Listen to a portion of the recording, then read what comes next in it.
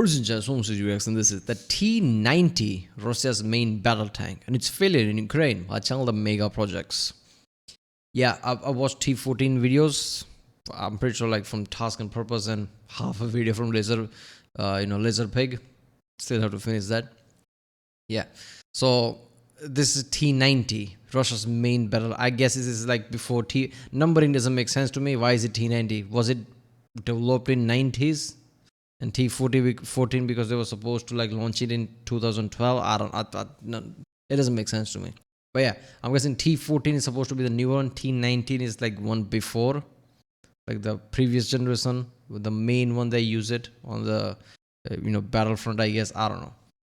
Commonly considered to be one of the world's deadliest tank, the T-90. So I guess I saw all those numbers about how many thousands of tanks Russia had, right? Pre-Ukraine war, right? You obviously like powers of different countries. Usually, like in tanks, just Russia was like way too ahead of everybody else. I'm guessing most of them were like T-90. Or let's watch it. Have I seen this? I feel like I've seen his face. Have I seen any other reaction, or does he have multiple channels? I don't know if I've seen other videos from Megaproject or not. But yeah, I've been watching these kind of videos recently about tanks, jets, ships, anything military equipment related, guns and things.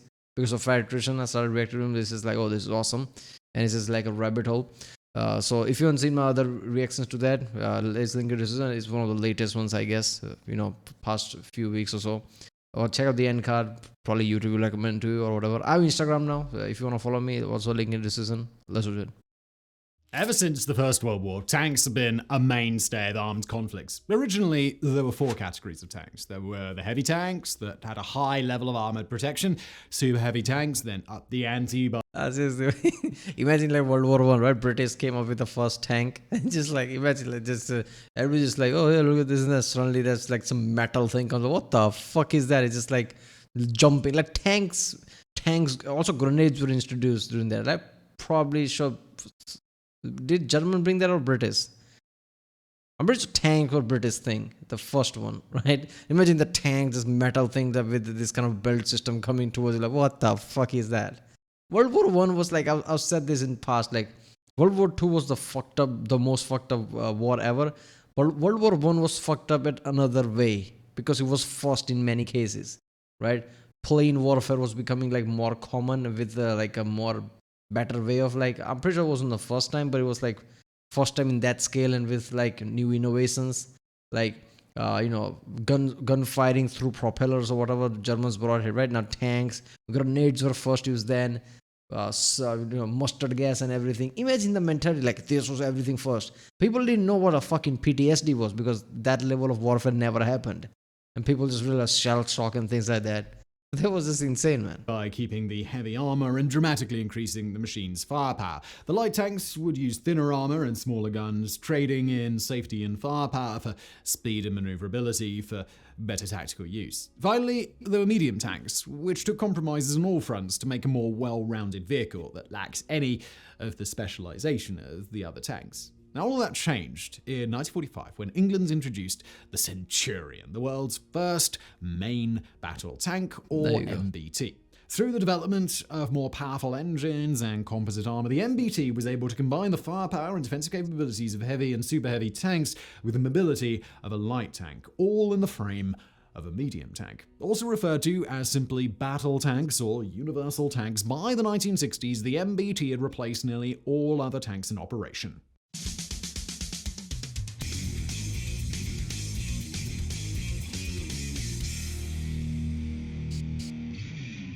Okay, was this intro? I got like scared. Wait a minute, why are you using this kind of guitar music to introduce some kind of a tank? Is it going parody road? No, it's like his intro. Okay. Russia's T-90 MBT is a third-generation battle tank, though the generational nomenclature for tanks is informal and not clearly defined. The T-90 was originally developed during Russia's Soviet era as an all-in-one replacement for the T-64, T-72, and T-80 series of MBTs. The T-90 was based off the T-72 design because of its lower cost and simplicity, but this was not going to be some sort of bargain basement tank. Development began in 1986, with the first 4 prototypes being delivered for trials in January of 1989. In June of 1990, an improved version of the T-90 tank was delivered, and production of it began in 1992. In 2001, the Indian military signed a contract to acquire a number of T-90 tanks that were designated the T-90S. India already had the rights to manufacture the T-72, and the T-90 was built off the design for the T-72, as we said, so it was thought that the factories were going to be easily converted. The first 42 tanks delivered to India. Hold up there. So, was it only built in India, or like also Russia and India? Okay. Obviously, people will say, how the fuck you don't know it? I don't know much about military-related things in the first place. That's why I'm watching these videos. So I don't know how much things India don't have in case of jets and things. Maybe basic knowledge, but yeah. So that makes sense. Delivered to India still used the V-84 engine and cast turrets from the older generation of tanks, but the subsequent 82 tanks featured new welded turrets and upgraded V-92S2 engine, giving the tank an extra 160 horsepower. Now, the Russian Ministry of Defense liked the exported model of the T-90 and quickly adopted a very similar design, which they labeled the T-90A. The A model used the same, more powerful engines as the exported models, adding a T-01K05 Buran M gunner's sight with a maximum observable distance of 1,800 meters. It also included the more recent Contact 5 explosive reactive armor in addition to the normal composite armor of the tank. Now, this would remain the primary design from 2004 until 2016, when the more modernized T-90M would be produced. Wake up, Webmaster. You're online with... The Russian T-90 is commonly ranked as one of the world's deadliest tanks, alongside the American M1A2 Abrams. So, what makes this tank such a destructive force? Well, the main armament of the T-90 is a 2A46M 125mm smoothbore tank gun. It's a highly modified version of the Sprut anti-tank gun, and it is capable of firing several different types of ammunition. The T-90's cannon can fire armor-piercing, finalized discarding sabot, high-explosive fragmentation ammunition, and NM119M reflex anti-tank guided missiles. It also features an automatic loader capable of carrying 22 rounds, and it's able to reload in 5 to 8 seconds, eliminating the need for an extra crew member who would be tasked with... Not gonna lie, it surprises me that Russia was adopting like autoloader technology for past multiple decades. The US is not. Like, when you think of technology, you think of like US probably doing that. The US is like, analogy is like better, like why complicate things? But then again, it's just like, I always assume this, like, okay, you don't want to do this, great. I hope you keep up to the technology. Because one day autoloader will be a thing, right? That's how technologies go. And if you are not doing that and others are doing that, others will be more efficient at it, will have better technology than you. So yeah, you have to like keep up to it, right? You don't want to be at the point like, fine, we'll add autoloader, like Abrams X basically concept had it, right? So yeah, you have to like keep up to date. Even if you don't use it in the background, keep upgrading the fucking technology and shit. Otherwise you'll be like, I don't know, like, I don't know if it works like that, but I'm pretty sure it works like that in like, computer sector and things like that, right? There's a reason why TSMC is like so ahead, just by through numbers. If anybody else starts, they will not have the lead that TMSC has, right? TSMC, what is the name? TSMC, yeah. Reloading the tank's gun. The fire control system of the main gun and automated targeting system is extremely accurate, able to consistently hit heavily armored vehicles from a range of up to 5 kilometers away. Now, in addition to the main gun, there's a remotely controlled quad anti-aircraft heavy machine gun that can be operated from within the tank. The machine gun has an effective range of 2 kilometers and can fire 600 to 650 rounds per minute. The diesel-fueled 1,000 horsepower engine is able to achieve top speeds of 60 kilometers an hour on roads and 45 on rough terrain. For protection, the T-90 has 3 layers, not counting its giant steel frame. The first is the composite armor, which alternates layers of aluminium and plastics. The second is the Contact 5 explosive reactive armor, ERA.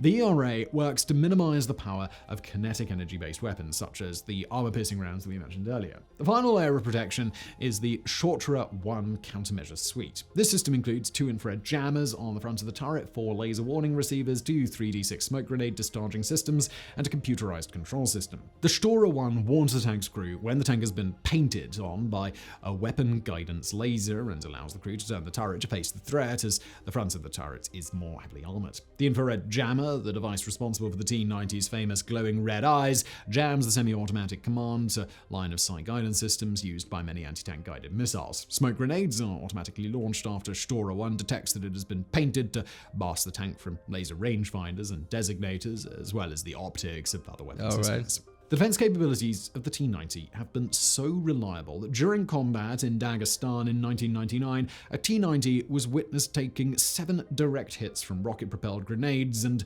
remaining operational. And you know, war may be hell, but inside the T-90 doesn't have to be. In addition to all of the tank's offensive and defensive capabilities, it also has air conditioning.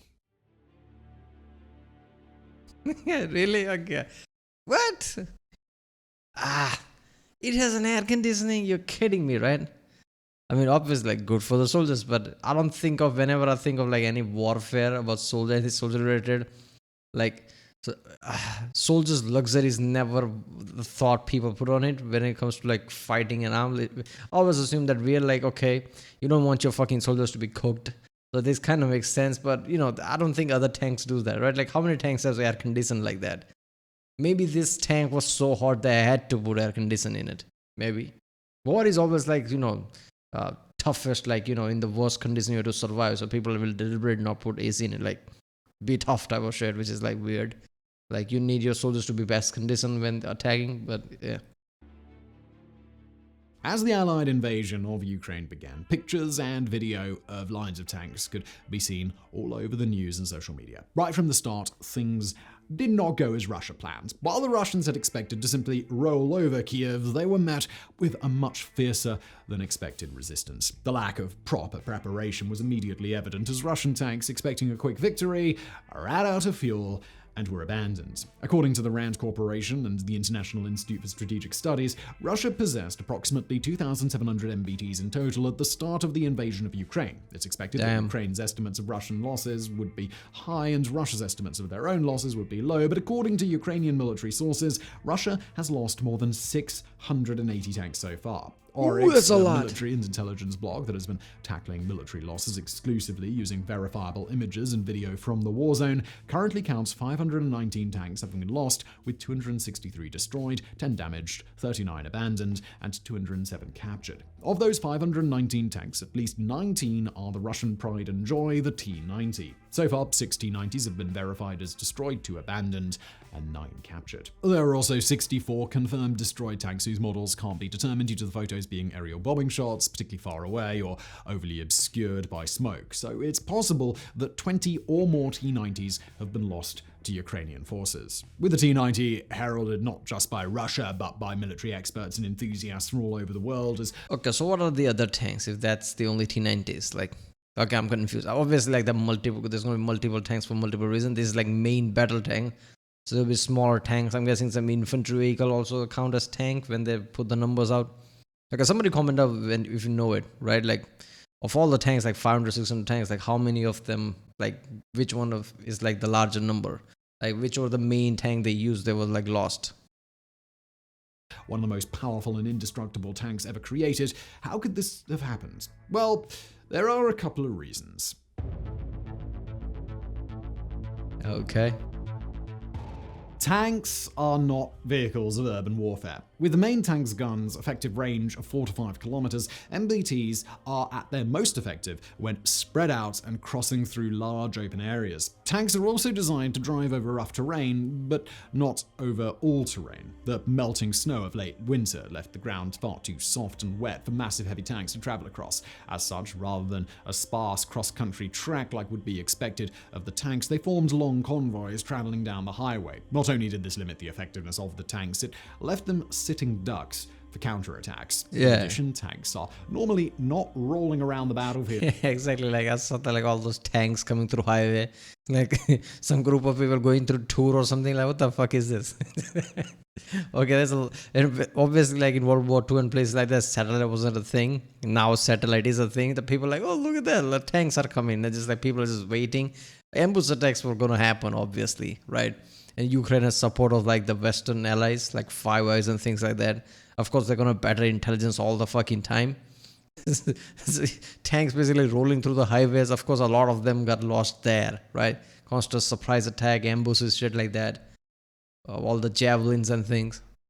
All on their lonesome. They're supported by infantry and air cover to help protect the tank. While an MBT is hardly a subtle machine, when used optimally, they can still fire before being detected. Funneled onto the highway and all packed close together, they did not have this chance as the file of tanks was easily detected. Anti-tank gunners would be much more difficult to detect as they could be hiding in buildings, behind rubble, or really anywhere. Yeah. This is where the infantry would go in to clear out any would-be ambushes. But there was no such infantry accompanying the tanks in Ukraine. Even without the proper tactical advance taken, surely the T-90's intense defensive capabilities would allow them to weather the attacks of RPGs or other handheld anti-tank devices being operated by Ukrainian resistance. Right? Between multiple layers of armor and the high-tech Shtora system, the Russian MBTs should have had no problem driving into the heart of Kiev.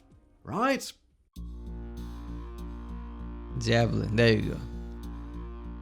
The Modern War Institute at West Point's official webpage comes with the disclaimer: the articles and other content which appear on the Modern War Institute website are unofficial expressions of opinion. The views expressed are those of the authors and do not reflect the official position of the United States Military Academy, Department of Army, or Department of Defense. Now, even with that disclaimer, when an article was published on the site in March 2020 with the title "On Killing Tanks" that claimed there was a critical weakness to the Shtora system, Putin or his military advisors may have wanted to take a bit of notice. That weakness was the American-made FGM-148 Javelin portable anti-tank missile system. America supplied Ukraine with 2,000 javelins at the start of the conflict and have sent at least 2,000 more since then.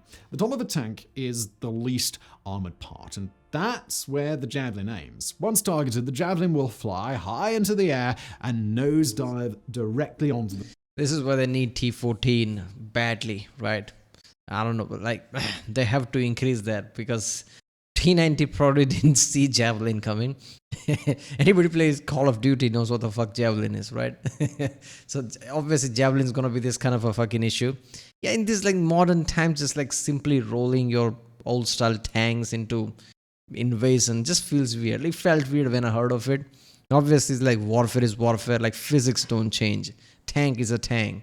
But shit like this, like just one equipment javelin is enough to fuck all of your tank up. So yeah, obviously something like T-14 might have better chances against it, but still, there's always going to be something that can fuck things up. You need to have better tactics. You need to be aware of the modern technology, drones and shit and everything. If you wanna basically know how to do it. The tank. The ERA surrounding the tank is supposed to protect against these sorts of kinetic attacks, but the Javelin counters the T-90's armor by having 2 warheads in each missile. The first charge is designed to blow away the ERA, with the second charge piercing the chassis of the tank. That's how the Javelin is intended to work, but Shtora is supposed to prevent that from happening. And that's where that article on killing tanks comes in. Shtora can detect when it has been painted with infrared lasers, optical targeting systems from anti-tank missiles. Because of the Javelin's unique flight path flying into the air and then nose diving onto the target rather than being fired at the tank head-on, the solution is to just not target the tank itself. Instead, gunners using Javelins equipped with the improved targeting acquisition system, ITAS, can target a patch of ground 3 vehicle lengths away to avoid detection from the Shtora. Then, once airborne, the ITAS makes sure that the Javelin plunges down onto the intended target instead. Not only have the Javelins been extremely effective at destroying Russia's MBTs, even the T-90, but they are simple to use. There are many reports of Ukrainian civilians fighting alongside Ukraine's military, and even these untrained volunteers can operate a Javelin. Russia is expected to have its test batch of 100 next-generation tanks, the T-14 Armata, at some point this year, but there's no guarantee that they're going to fare any better against the Javelin anti-tank missile. So I really hope you enjoyed this video. It touches a bit on the war. If T-14 doesn't do well against tank, basically tanks are obsolete at that point. Like, why have tanks? One equipment can fuck you up, right? That's the thing with modern weaponry. Precision guided things is just fucked up. I just saw a Federation video yesterday about Air Force's new technique. Just parachute it down and just like missile will fuck things up. Imagine that, like 45 cruise missiles. We're all targeting 45 tanks. It's like one cargo plane. God knows how many distance away. Technology is getting so intense. It's like simple tank. Like, look, if this is like a war field, not trying to invade something, but a war field or trying to defend somebody, just like meeting face to face type of way. I don't know how else to explain it. Tanks can bolster you up, but if you're trying to invade a place, going through road and trying to, that tanks is like, it's not gonna work that much, right? Is it? I mean, I don't know. Uh, Modern warfare is very different. We are literally, this is like testing phase of modern warfare with the Ukrainian war, right? Like how modern warfare is gonna happen, and this is all trial and error happening. So any war happens in few decades from now will be like really a decade now or something, right? Or in this decade or whatever will be, I guess, much more intense because whatever happens right now, people will take note on how to do shit, which is something. Well, that was the T-90 versus main Battletank by channel Megaprojects. If you like my reaction, don't forget to subscribe. If you haven't seen my other reactions, check out the end cards right now. Check out the link in the description. Follow me on Instagram if you want, and I'll see you next time.